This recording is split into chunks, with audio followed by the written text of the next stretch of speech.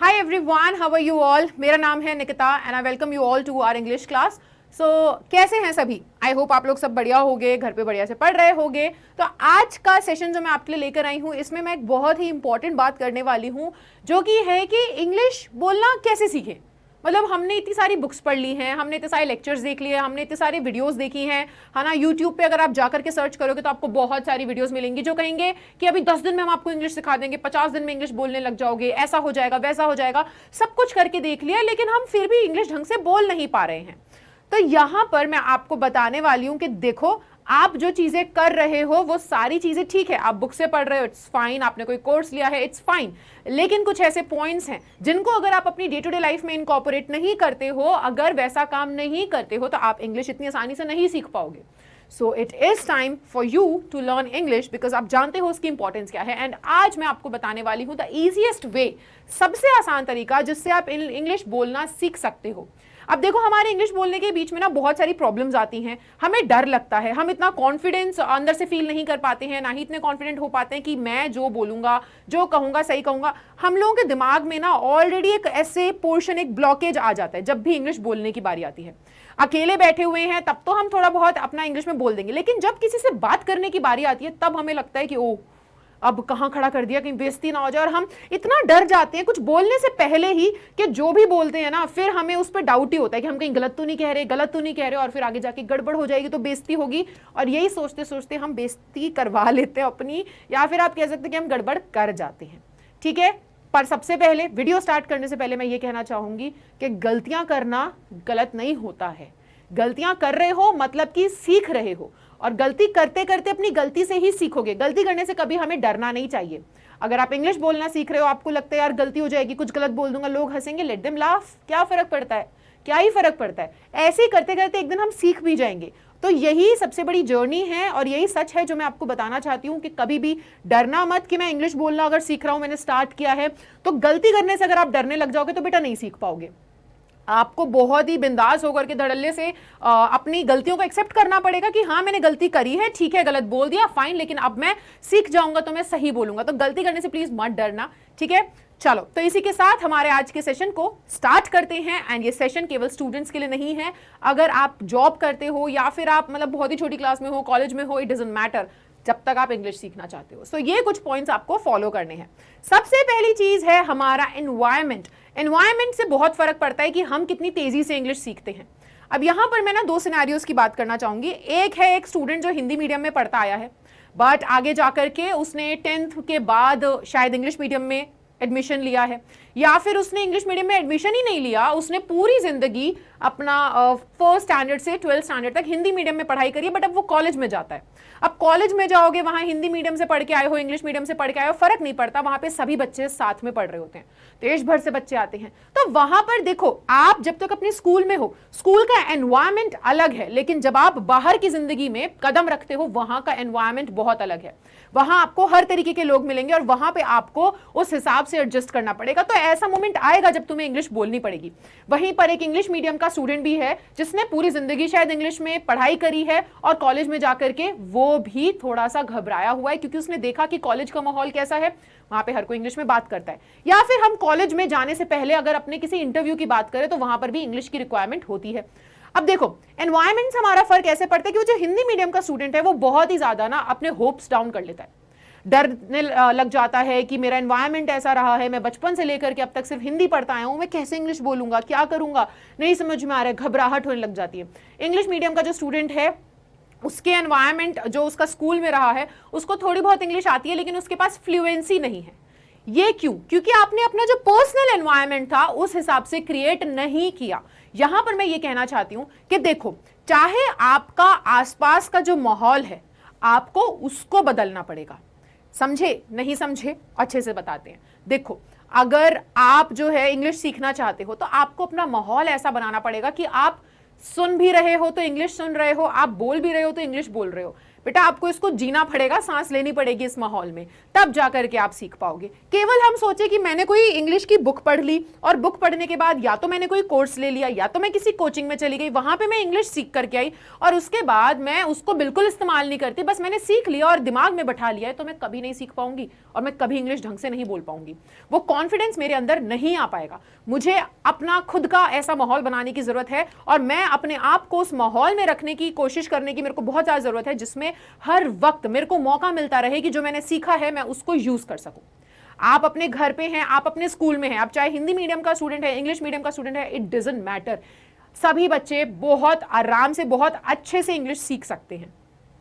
ठीक है, महेंद्र सिंह धोनी को ले लो यार, इतने बड़े बड़े सुपरस्टार्स हैं, क्रिकेटर्स हैं, जिन्होंने शायद क्या कहते हैं इतने अच्छे से इंग्लिश मीडियम स्कूल से नहीं पढ़ाई करी है, लेकिन बाद में जाकर के वो इंग्लिश सीख गए। सो आप भी सीख सकते हो, बस माहौल बना करके चलिए।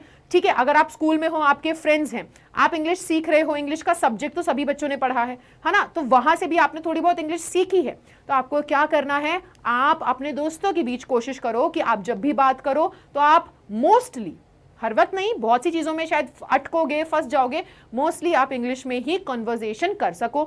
आप घर में अगर आते हो तो आप घर में कोशिश करो कि आप अपने आप को इंगेज्ड रखो, आप अपने आप को बिजी रखो। आप जिन शब्दों का अंग्रेजी में मतलब जानते हो उनको इंग्लिश में ही यूज करने की कोशिश करो। आपने अपने घर पे देखा एक बेड है ना, तो बेड बोलना है, चेयर बोलनी है, ये सारी चीजें आपको देखनी है। और साथ ही साथ आपको क्या करना है, आपको अपने एनवायरमेंट को बहुत अच्छे से एनालाइज करना है। आप अपने घर में जाते हो, आपको पता है कि ये जो सभी चीजें हैं, अच्छा ठीक है, ये ब्लैक बोर्ड है, ये अर्थ है, ये ट्री है ना, आप सारी चीजें जानते हो, ये पेन है, ये रिमोट है, आप सारी चीजें जानते हो। लेकिन घर में बहुत सी ऐसी चीजें आपको दिख जाएंगी, आपके माहौल में ऐसी चीजें दिखेंगी शायद जिसका आप अंग्रेजी में, इंग्लिश में मतलब नहीं जानते होगे। सीखना शुरू करो, वहां से उनका मतलब, उनका नाम क्या है इंग्लिश में, हम उन्हें क्या कहते हैं, जानना शुरू करो और फिर उसको डे टू डे बेसिस पे उसी नाम से एड्रेस करना शुरू करो, उसी नाम से, अंग्रेजी वाले नाम से उसे बोलना शुरू करो। तो आपको प्रैक्टिस रहेगी। आप जो सीख करके आ रहे हो अपने माहौल में उसको इस्तेमाल करना शुरू करो। आपने कोर्सेज से सीखा, कोचिंग से सीखा, बुक्स रीड करके सीखा, गाने सुनते हुए सीखा, जैसे भी सीखा, कोशिश करो कि आप उसको लाइफ में यूज कर सको। सबसे ज्यादा जरूरी है, आपका खुद का माहौल आपको बनाना पड़ेगा। अगर आपके पास समय रहता है, आप गाने सुनना पसंद करते हो, आपको थोड़ा सा आप कोशिश करो कि आप इंग्लिश गाने सुन सको, क्योंकि वहां से हम प्रोनाउंसिएशन सीखते हैं, हमारी प्रोनाउंसिएशंस भी ठीक हो जाती हैं, हम फ्लुएंसी भी पकड़ लेते हैं और हमें ना ऐसे सुन सुन करके भी चीजें समझ में आने लग जाती हैं। अगर आप न्यूज़पेपर पढ़ने की आदत डालते हो तो आप कोशिश करो कि आप इंग्लिश न्यूज़पेपर पढ़ सको। आपके माहौल में जितना ज्यादा इंग्लिश का इन्वॉल्वमेंट रहेगा, आप उतनी जल्दी सीखोगे। तो ये थी मेरी टिप नंबर 1। इसके बाद हम आते हैं बेसिक्स। अब बेसिक्स से मैं यहाँ पर क्या कहना चाहती हूँ, बेसिक्स से मैं यहाँ पे कहना चाहती हूँ कि बेटा आपके बेसिक्स जो है वो क्लियर होने चाहिए। आपको बेसिक्स में पता होना चाहिए, बेसिक चीजों के बारे में आपको पता होना चाहिए कि इसको क्या कहते हैं, इस चीज को क्या कहते हैं। और साथ ही साथ इंग्लिश सीखने के लिए कुछ हमारे टॉपिक्स हैं जो हमें बहुत अच्छे से पता होने चाहिए। वो टॉपिक्स क्या हैं वो मैं आपको बता देती हूँ। देखो, आपका एक टॉपिक है जैसे कि टेंसेस, ठीक है, ये टॉपिक बहुत ज्यादा जरूरी है आपके लिए, बिकॉज आप बात करते हो I am talking, I was talking, I am sleeping, I will be sleeping. हम जब भी किसी टाइम के बारे में बात करते हैं और किसी एक्शन के बारे में बात करते हैं जो कि लाइफ में सबसे ज्यादा होता है, तो टेंसेस का टॉपिक आपको क्लियर रखना बहुत ज्यादा जरूरी है, क्योंकि आपको इसका कॉन्सेप्ट क्लियर रहेगा तो आप 30 to 40% इंग्लिश बहुत आराम से बोल पाओगे और आपको दिक्कत नहीं आएगी। ठीक है, उसके अलावा वॉइसेस, ये टॉपिक आपके लिए जरूरी है। कंजंक्शंस,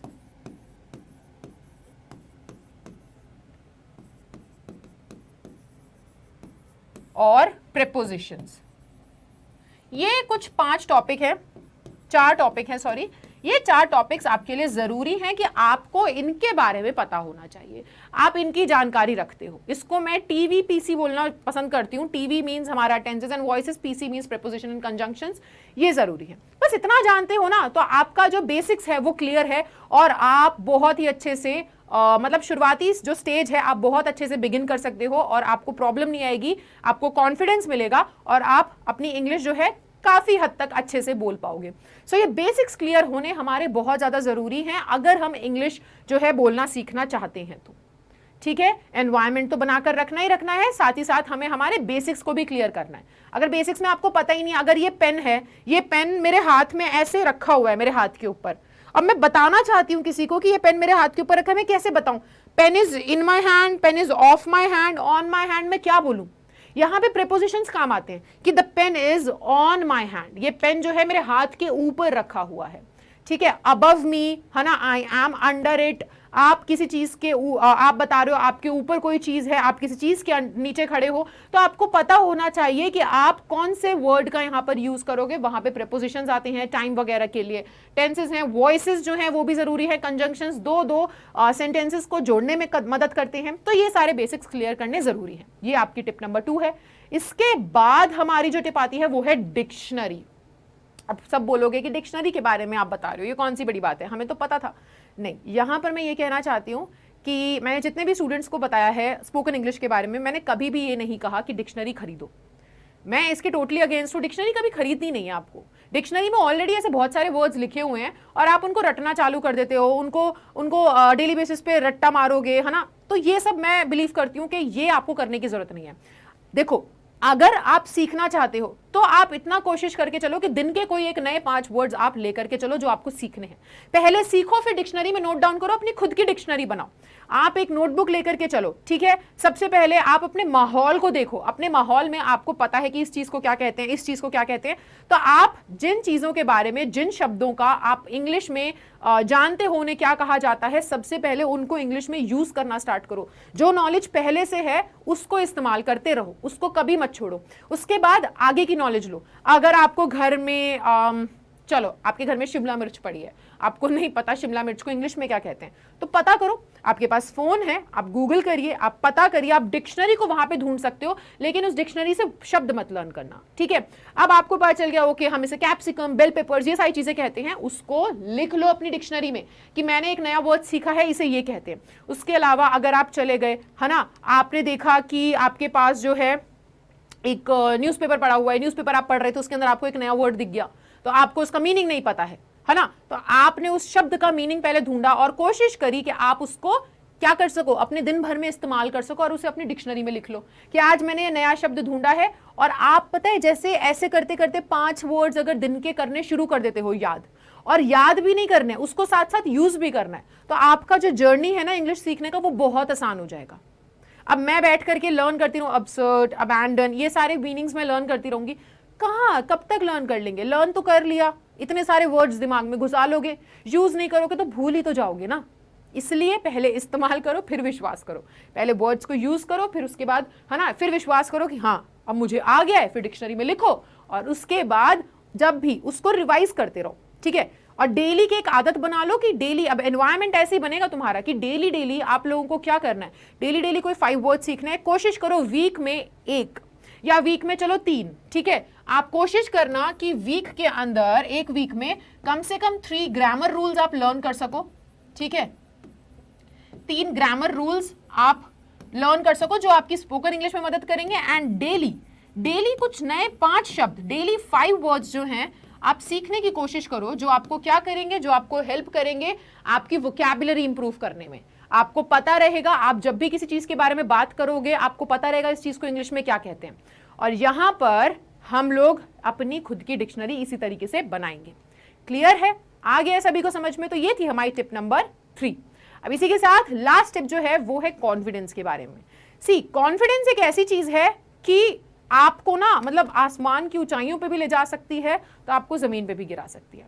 बट हमें ऊपर की तरफ अपना टारगेट रखना है, नीचे देखना ही नहीं है, हमें सिर्फ ऊपर देख करके चलना है।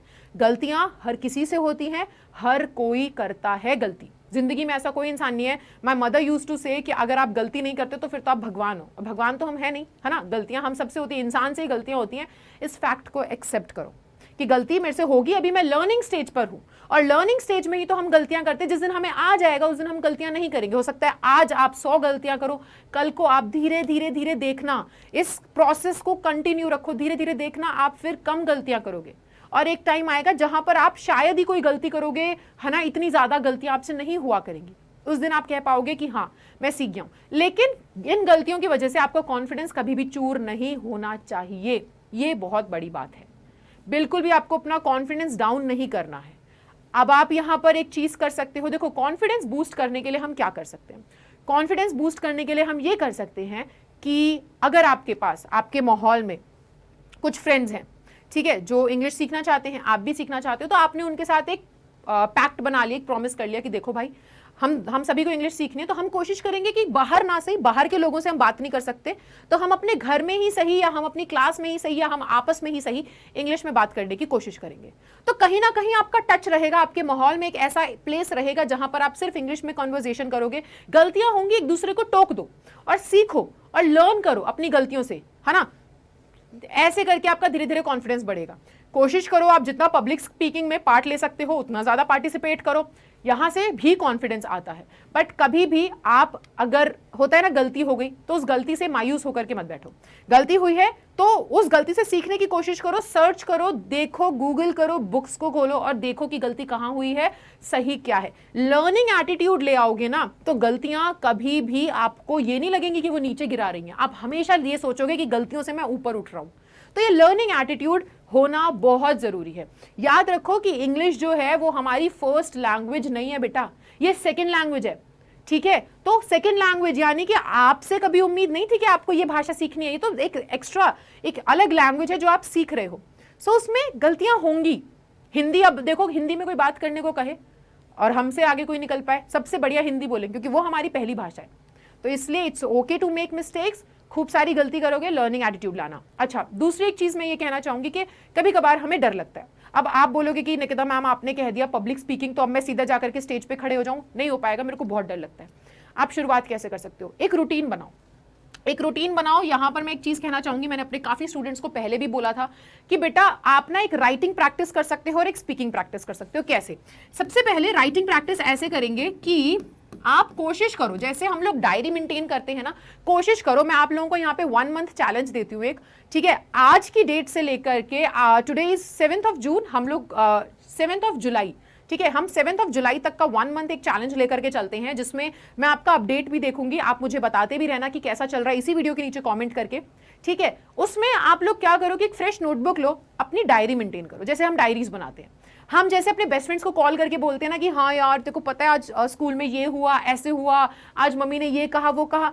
तो आप जो बातें, जो गॉसिप अपने दोस्तों के साथ हिंदी में करते हो, आप कोशिश करो कि आप अपने नए दोस्त बना सको अपनी डायरी को। और डायरी के अंदर ना, जैसे हम बातें करते हैं, जैसे हम अपने फ्रेंड्स को बताते हैं, वही चीजें आपको लिखनी है, बट स्ट्रिक्टली वो इंग्लिश में होनी चाहिए, ठीक है। तो आप अपनी डायरी लिखना स्टार्ट करो, डे टू डे डेट्स डालते हुए चलो कि आज की तारीख में मैं अपना पूरा दिन में क्या किया, मैंने आज, हाउ वाज माय डे, वो चीजें आप इंग्लिश में नोट डाउन करो कि today I woke up at 6 AM and then I went to school, I studied there. जो भी चीजें हुई धीरे धीरे करके पूरे दिनचर्या, पूरा अपना रूटीन लिख डालो, उसके अंदर डेली का करो, कुछ नया होगा दिन में वो करो। अब आपको पता है इससे क्या होगा, कई चीजें जो हैं आप खुद ही सोचने में लगोगे कि यार आज के दिन पे मैं बहुत उदास था।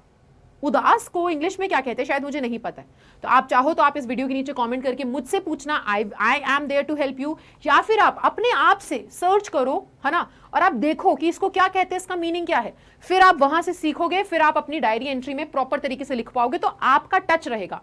आप इंग्लिश बोल रहे हो, सोच रहे हो, आपका दिमाग सबसे ज्यादा जरूरी है। हम पता है हिंदी इतनी अच्छे से क्यों बोल पाते हैं, क्योंकि बोलने से पहले हमें पता रहता है, हमारे दिमाग को पता रहता है क्या कहना है। तो हमारा दिमाग और हमारी जबान ये अलाइंड हैं, दिमाग ऑलरेडी सोच बैठा है कि अभी तक क्या कहना है, क्योंकि दिमाग हिंदी में सोच रहा है हमारा, और हम वैसे ही बोल रहे हैं। इंग्लिश बोलने में दिक्कत इसलिए आती है क्योंकि पहले हमें सोचना पड़ता है, हमारा दिमाग तुरंत इंग्लिश में नहीं सोचता। इसलिए तो मैं कह रही हूं कि ये हमारी सेकंड लैंग्वेज है, फर्स्ट लैंग्वेज नहीं है। अगर हमारा दिमाग तुरंत इंग्लिश में सोचना चालू कर दे कि ओ अच्छा हमें ये कहना है ना, तो हम वैसा ही बोल जाएंगे। हमें सोचना पड़ता है, हम चीजें ट्रांसलेट करने लग जाते हैं, है कि नहीं। तुम कोई भी इंग्लिश का गाना सुनोगे, आपका दिमाग अपने आप उसे हिंदी में ट्रांसलेट करता रहेगा, क्योंकि हमने प्रैक्टिस वैसी दे रखी है उसको बचपन से, है ना। बचपन से हमने मम्मी पापा जब बोलना शुरू किया था तब से। अब आपको अपने दिमाग को ट्रेन करना है कि वो इंग्लिश में सोचना चालू करे, तो आप इंग्लिश में बोलना भी शुरू कर दोगे।